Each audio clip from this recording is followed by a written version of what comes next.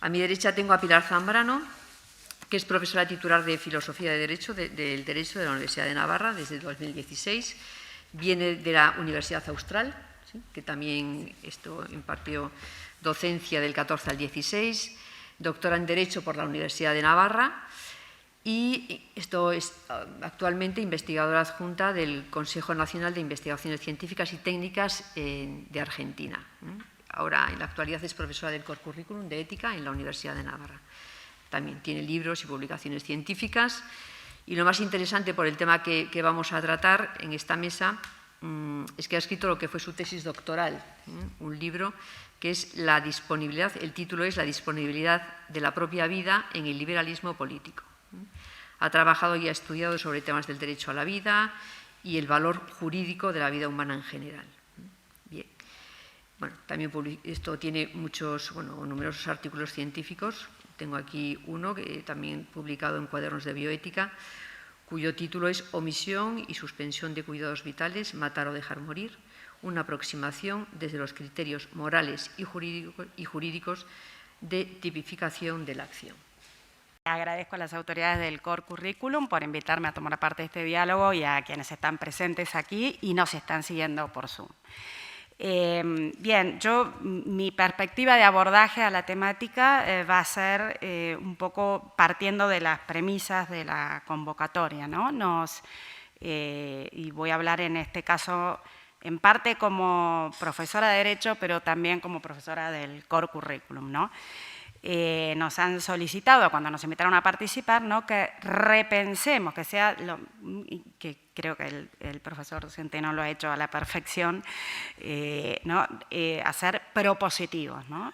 Repensar algunos de los argumentos que se ofrecen para defender la legalización de la eutanasia y retomarlos para defender una posición favorable al principio del valor inherente de toda la vida humana y de la inviolabilidad de toda vida humana.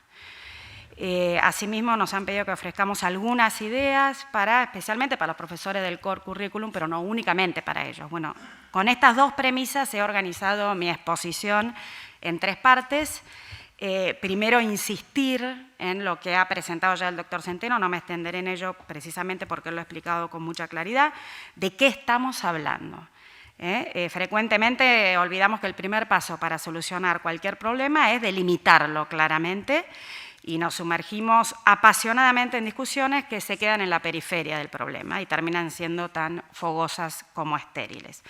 Yo me voy a centrar en la primera parte en definir eutanasia, tomando lo que dijo el doctor Centeno y agregando solamente 2 ideas más, y legalización. ¿De qué hablamos cuando hablamos de legalización? Segundo momento, intentaré responder la siguiente pregunta, y esto pensando sobre todo en profesores del Core Curriculum, pero no únicamente en ellos.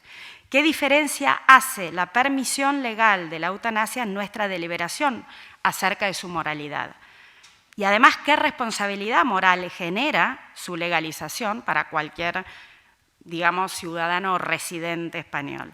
¿Estamos obligados a cumplir una norma que consideramos inherente o intrínsecamente injusta en relación a la conducta que autoriza o exige? ¿Estamos autorizados a desobedecerla o incluso estamos obligados a desobedecerla desde el punto de vista moral? Y la tercera parte, si me da el tiempo, es un poco entrar ya más en el debate público sobre la coherencia entre la legalización de la eutanasia y los principios fundamentales de un Estado constitucional de derecho. Aquí mi exposición va a ser más no tanto o no solamente limitada a una comunidad, a la comunidad de la Universidad de Navarra, sino al público en general. Entonces, primero, de qué hablamos cuando hablamos de eutanasia, el debate en torno a la legalización de la eutanasia, que se ha desarrollado en el discurso público occidental, al menos desde los años 90, con el famoso caso Cruzan, decidido por la Corte Suprema norteamericana, constituye, desde mi punto de vista, un ejemplo paradigmático de la incapacidad de centrar el análisis en la médula del asunto. ¿Por qué? Porque no se aclara qué quiere decir ni eutanasia ni legalización. Eutanasia, ya lo ha dicho, vuelvo sobre las palabras del profesor Centeno, pero es importante distinguir muy claramente 3 supuestos y distinguir la validez moral de cada uno de estos 3 tipos de casos.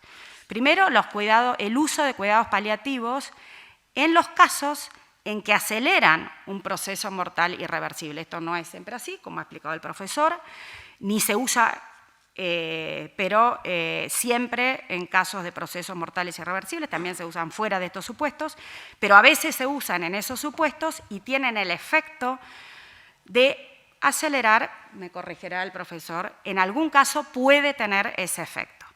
Bueno, ¿eso es eutanasia o no? Hay que dar argumentos para decir que no lo es.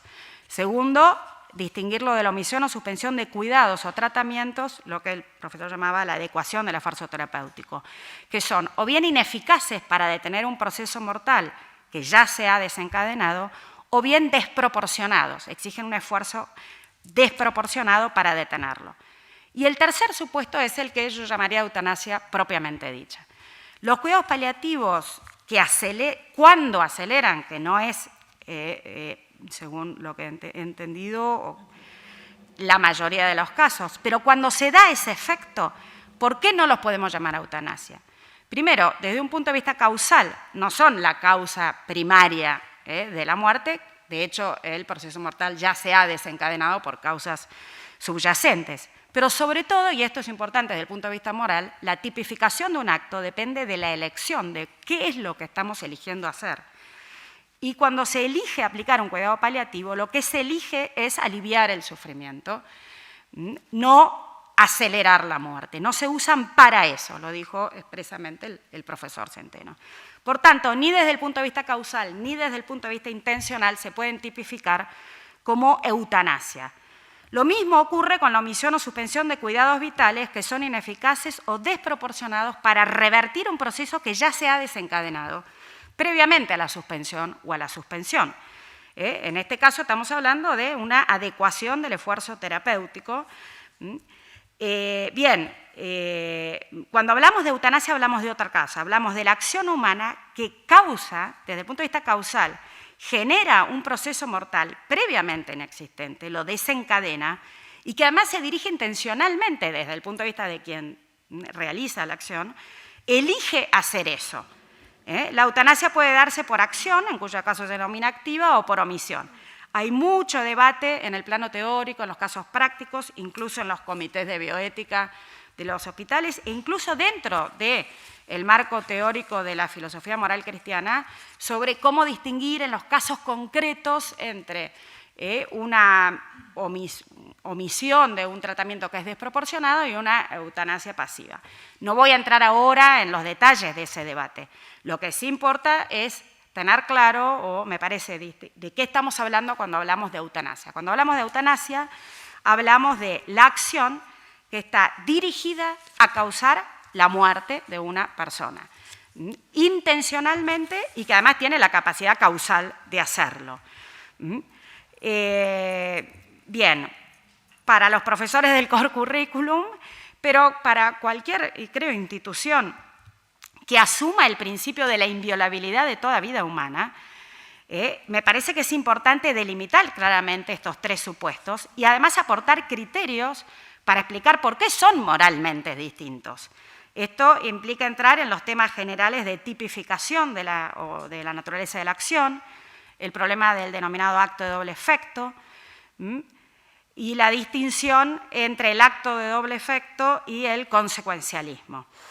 Son todos problemas genéricos, de ética general, pero me parece que vale la pena retraerlos nuevamente y aplicarlos a la distinción entre cuidados paliativos, suspensión, adecuación del esfuerzo terapéutico y eutanasia propiamente dicho. Paso ahora al segundo concepto que creo que también admite interpretaciones diversas y que hay que precisar antes de empezar el debate. ¿A qué llamamos legalizar?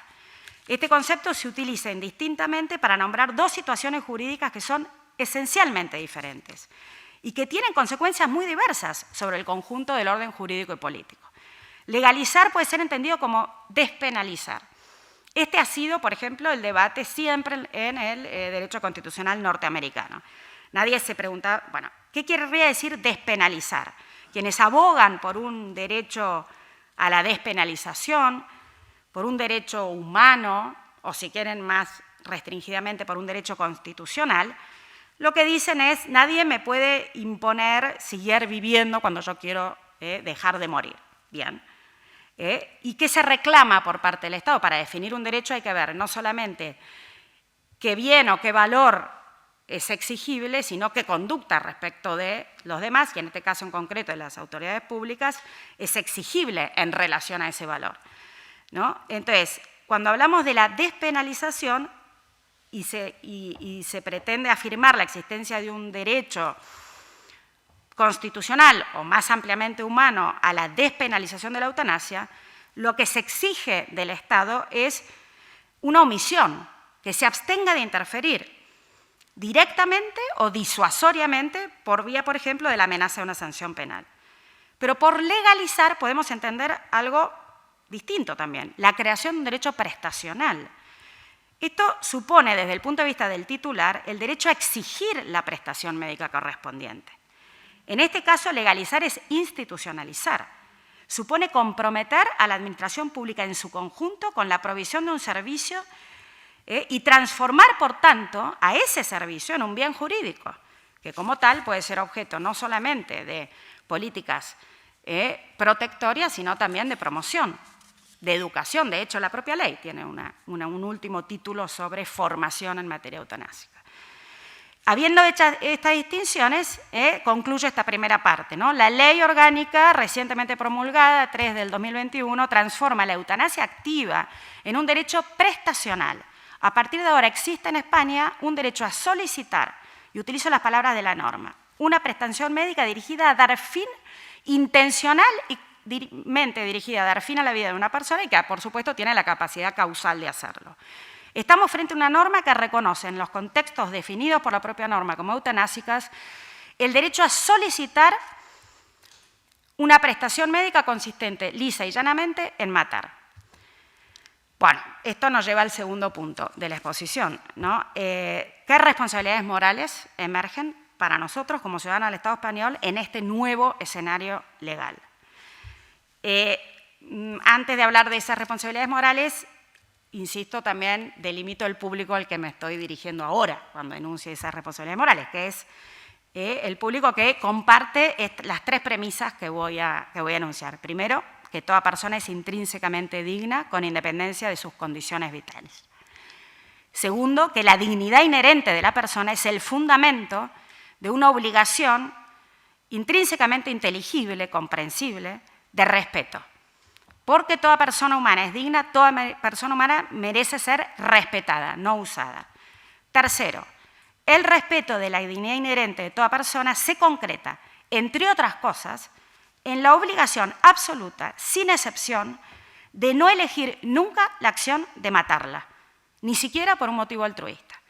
Lo que voy a decir a continuación vale para quienes compartan estas premisas. La tercera premisa claramente no es compartida por quienes estén a favor de una legalización de la eutanasia.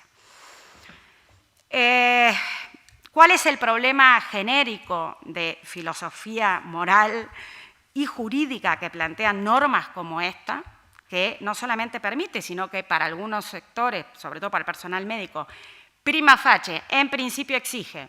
Hay recursos para, como está la objeción de conciencia, por el momento está reconocida, pero en principio exige la realización de una conducta que, en nuestra inteligencia, es un atentado directo a la dignidad de la persona, ¿no?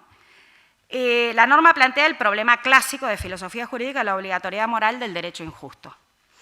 Entonces, solo apunto algunas ideas que me parece que son necesarias para abordar este problema en relación con esta norma. Marco general. El problema de la ley injusta, partamos de la base que en un Estado constitucional de derecho es una excepción. Todo Estado constitucional de derecho, y esto es como un punto de consenso en la filosofía jurídica actual, tiene, aunque más no sea una aspiración a la justicia explícita. Y, de hecho, podríamos decir que es una aspiración que se realiza bastante bien. En términos generales, las normas son justas. Sobre esta base, no pocos filósofos dicen que una de las funciones del derecho es ahorrarnos la tarea de deliberar cómo actuar justamente. Para eso está el derecho que me dice que tengo que hacer, por ejemplo, para distribuir justamente las cargas de la sociedad. Pago mis tributos. No me pregunto yo cuál es el modo más justo de contribuir. Pague los impuestos y va a hacer lo que debe hacer. Delego en la autoridad jurídica la decisión de qué es actuar justamente. Esto funciona en general, pero a veces no funciona. A veces no puedo delegar la obligación de deliberar moralmente qué es lo más justo. Y esto ocurre cuando la norma en cuestión permite y hasta cierto punto exige la realización de una acción que es intrínsecamente injusta. Acá la deliberación no la podemos delegar en la autoridad y desentendernos de la responsabilidad moral por hacer lo que esa norma permite o exige. Frente a normas que son gravemente injustas, se genera el deber moral de deliberar e intentar resolver algunos o a todos de los siguientes interrogantes. Primero, ¿en qué medida la validez formal de una norma, es decir, el hecho de que haya sido creada por las autoridades competentes con las mayorías necesarias, autoriza o incluso obliga a realizar la conducta que entendemos es gravemente injusta? ¿Esto me excusa moralmente la existencia de la norma o no? ¿Estoy autorizado a desobedecer la norma? Estoy no solo autorizado, sino obligado a desobedecerla. Por supuesto, la relevancia de cada una de estas preguntas y el tipo de respuesta que podamos ofrecer varía según el rol que cada uno desempeñe.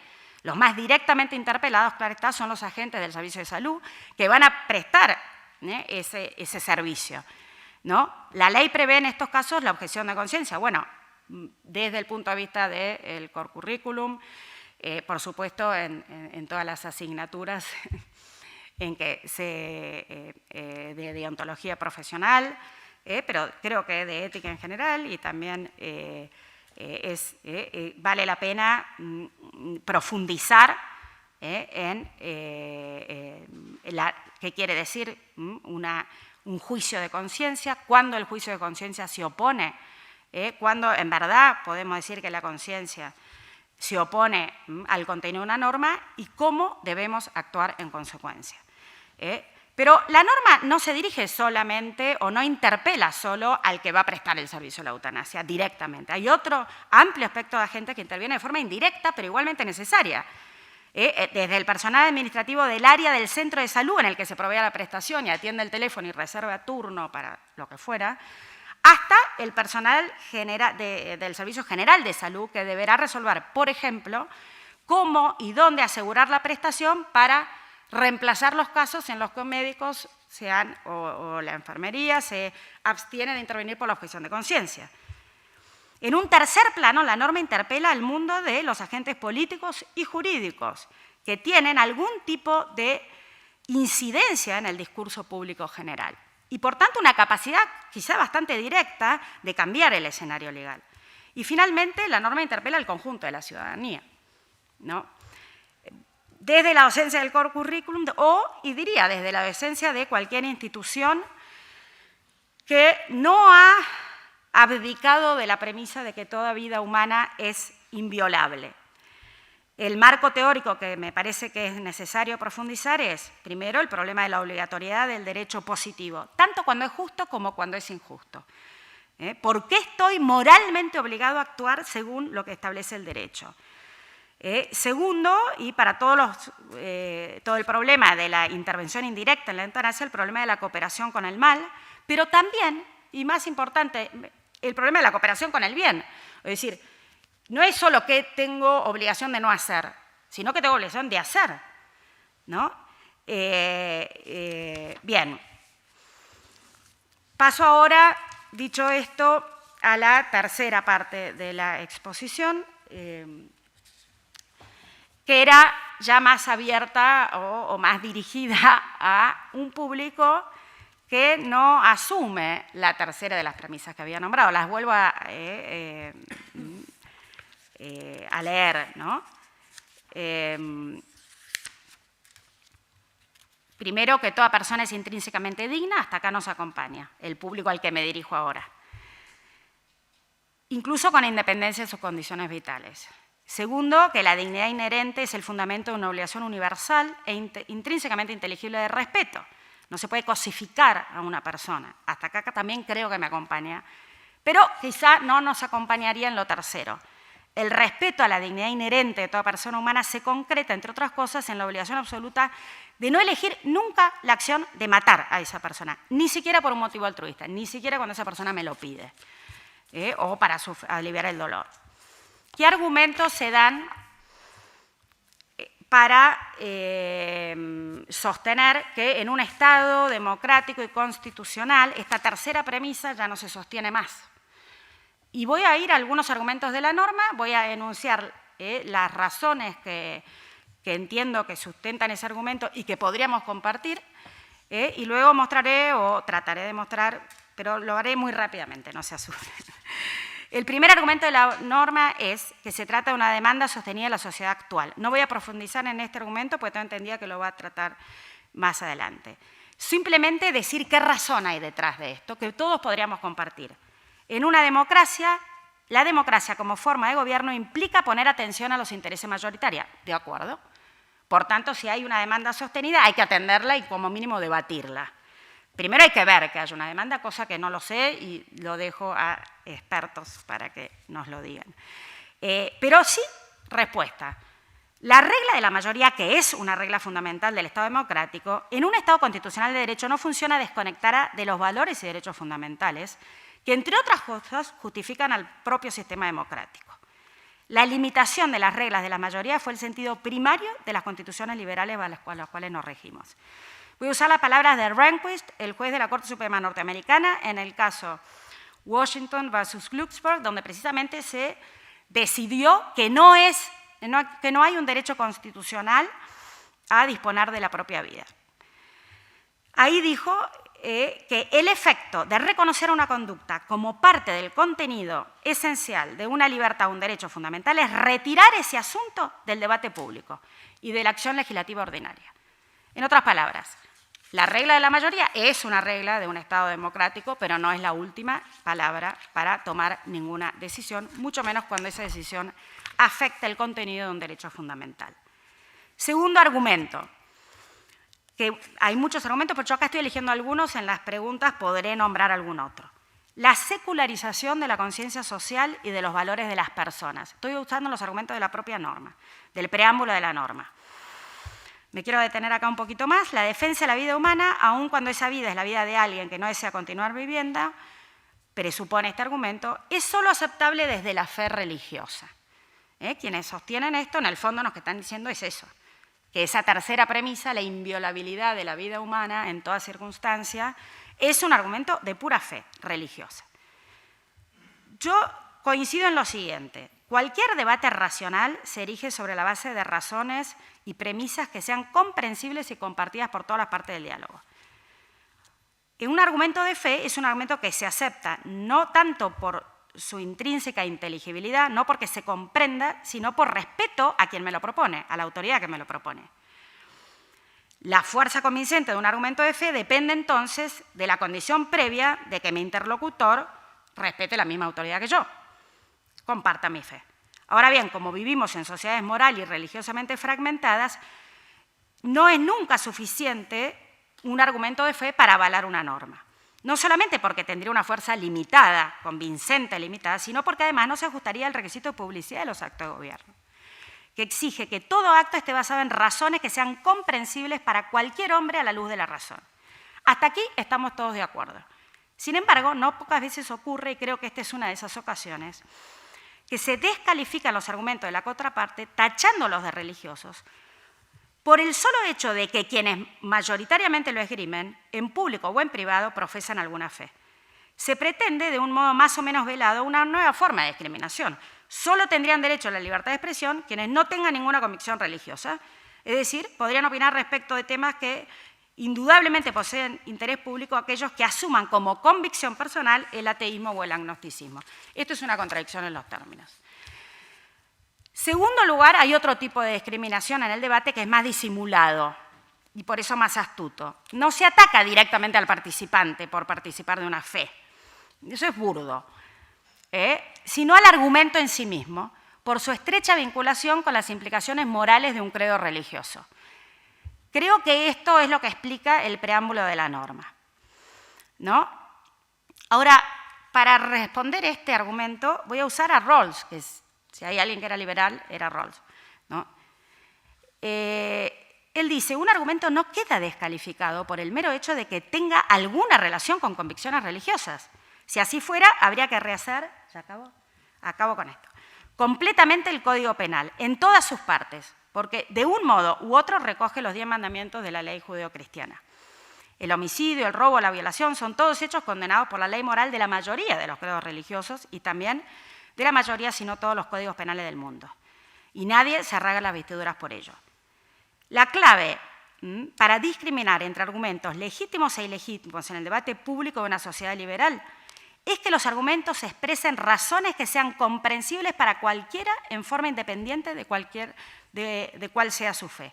Si la fe acompaña a estos argumentos, no es motivo para descalificarlos, pues su pasaporte de entrada al debate público no es la fe, sino su intrínseca razonabilidad. Y con esto concluyo una oración en esta línea, solamente por citar una fuente secular que contiene esta misma idea, cómo empieza la Declaración Universal de los Derechos del Hombre, considerando que la libertad, la justicia y la paz en el mundo tienen por base el reconocimiento de la dignidad intrínseca y de los derechos iguales e inalienables de todos los miembros de la familia humana, bueno, se procede a declarar la declaración de la que estamos hablando. Bueno, dejo acá, tenía algunas otras ideas más para hablar sobre autonomía en el ámbito jurídico, pero los dejo para las preguntas y respuestas. Muy bien. Muchas gracias. Muchas gracias.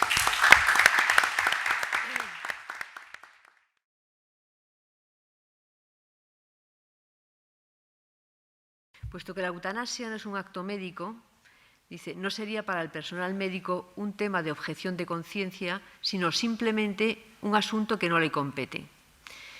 Por el contrario, el médico que estuviera dispuesto a aplicar la eutanasia sería quien tendría que registrarse para ello y no al contrario. Dice, ¿se puede defender esto desde la ciencia y el derecho?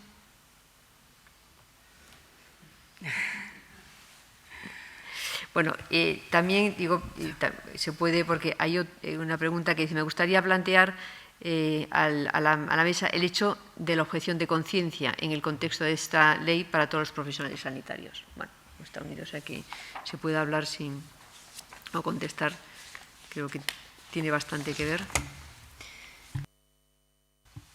A ver, la pregunta puede ser moral o jurídica, ¿no? Desde el punto de vista moral, yo creo que cualquiera ¿no? Quien esté, hay que ir distinguiendo en quien va en el nivel de involucramiento en la realización de la acción, ¿no? Entonces, la norma, por supuesto, prevé para el personal médico que presta el servicio, o sea, tanto médico como sanitario, estrictamente médico, bueno, y sanitario en general, la posibilidad de la objeción de conciencia, pero para cualquiera que yo creo que la ley interpela moralmente a todo ciudadano, tal como lo ha puesto el profesor Torralba explícitamente lo ha argumentado, y hay distintos niveles de participación en la acción de la eutanasia, ¿no? Entonces, puedo ser el propio médico que administra la sustancia letal, puedo ser la enfermera que acompaña al enfermo en la situación, puedo ser un poco lo que decía, ¿no? El personal administrativo. La norma se dirige a esta gente, no al personal administrativo en general. Ahora, ahí ya, por tanto, está la pregunta de un derecho constitucional a la objeción de conciencia, bueno, según el nivel de participación de la acción. Yo no puedo adelantar qué diría un tribunal constitucional sobre esto, pero en todo caso, sí referir análogamente lo que ha ocurrido en Estados Unidos en algunos casos donde se ha planteado. Sí, es un vínculo aparentemente lejano, pero cercano para aplicar este caso, ¿no? ¿No? Se trataba de la obligación de determinadas empresas de contribuir al seguro de salud de sus empleados. Ese seguro de salud incluía el aborto. Entonces, en algunas de esas empresas que decían, bueno, yo no quiero contribuir a este seguro, sino a otro que no tenga aborto, pero por la regulación laboral de la materia estaban obligados. Bueno, la Corte Suprema autorizó a esa objeción de conciencia. Y fíjense la relación de la empresa para no contribuir a la prestación laboral, y fíjense lo indirecto, por así decirlo, de la relación entre la acción de la empresa y el acto moralmente objetado, que era el aborto. Hay un vínculo tan indirecto como el que puede haber, quizá, o no tanto, pero casi como entre el ciudadano que paga impuestos y que de alguna manera va a estar financiando esto. Entonces, yo ya no sé, acá habría que estudiar muy a fondo toda la jurisprudencia sobre objeción de conciencia en España, pero que hay argumentos dentro del derecho constitucional para avalar la objeción de conciencia, incluso cuando el vínculo es bastante indirecto, como el caso que acabo, los hay, ¿no? Habrá, por supuesto, que explorarlos y